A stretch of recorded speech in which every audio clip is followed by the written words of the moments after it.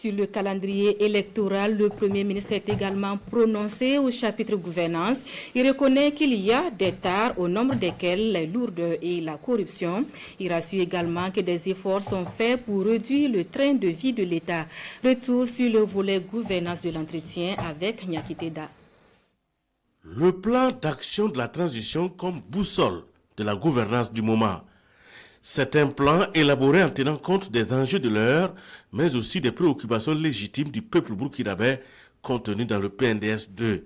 Nous avons, sans bien sûr rejeter le PNDS 2, donc nous avons extrait les actions structurantes au niveau du PNDS 2 et nous avons aussi extrait aussi donc les actions pris en compte, les actions prévues dans l'agenda de la transition, donc pour élaborer donc le plan d'action de la transition. En ligne de mire également de la gouvernance de la transition, incontestablement la lutte contre la corruption.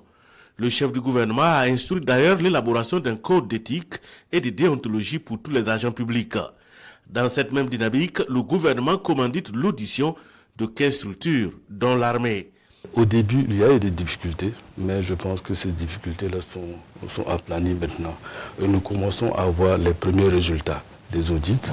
Et c'est le gouvernement qui a commandité les audits. Et bien sûr, nous sommes en train de voir comment est-ce qu'on peut mettre en œuvre les résultats de ces audits-là. Bien sûr, il y aura bien entendu des conséquences sur le plan judiciaire, mais comme il y a une indépendance donc, de la justice, je ne pourrais pas me prononcer sur la question, sinon les audits suivent leur cours normalement. Le gouvernement suspend l'acquisition de véhicules en dehors des départements en charge des questions sécuritaires et humanitaires.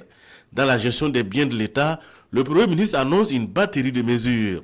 Nous allons donc mettre en œuvre notamment la création d'une centrale d'achat, donc pour les acquisitions de biens et services pour l'État, mais également aussi pour favoriser les opérateurs économiques locaux. On va prendre des mesures pour interdire carrément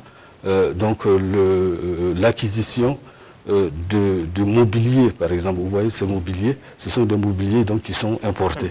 Voilà. Et ce qui fait que, bon, de plus en plus, nous avons aussi des métiers qui risquent de disparaître. Alors, donc, il y a tout un ensemble de la réduction des structures de l'État. Parce qu'il y a parfois des structures qui font doublon. Voilà, donc, et parfois même qui se marchent les pieds dessus. Et donc, nous allons aussi voir donc, comment est-ce qu'on peut réduire les structures de l'État. Outre ces mesures, ce sont aussi les nominations, mais également des révocations avec effet immédiat.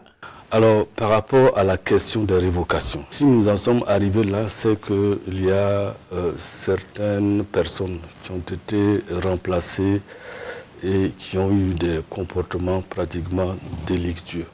Parce que nous avons constaté que certaines personnes, lorsque nous les remplaçons, en attendant la passation de service, il y a certaines personnes qui se sont mises à prendre des décisions qui engagent la vie de la structure, notamment donc des responsables qui se sont mis par exemple à faire des chèques antidatés, qui se sont mis à signer des contrats importants et bien d'autres actes que nous avons notés.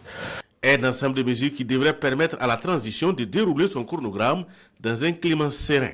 L'aboutissement est la tenue d'élections libres et transparentes suivant des indicateurs majeurs. Le premier indicateur, c'est la restauration du territoire national.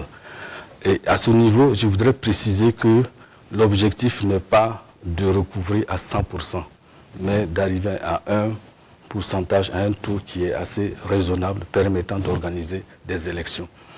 Également, le deuxième indicateur, c'est le retour des personnes déplacées internes. Nous avons convenu avec la CEDEAO. Et bien sûr, donc, le troisième indicateur, c'est le retour des services de l'État dans les différentes localités. Et donc là aussi, c'est un indicateur qui a été accepté par la CEDEAO. Le processus est participatif selon le chef du gouvernement. Aucun acteur n'est laissé pour compte et ne sera oublié dans l'élaboration du calendrier électoral.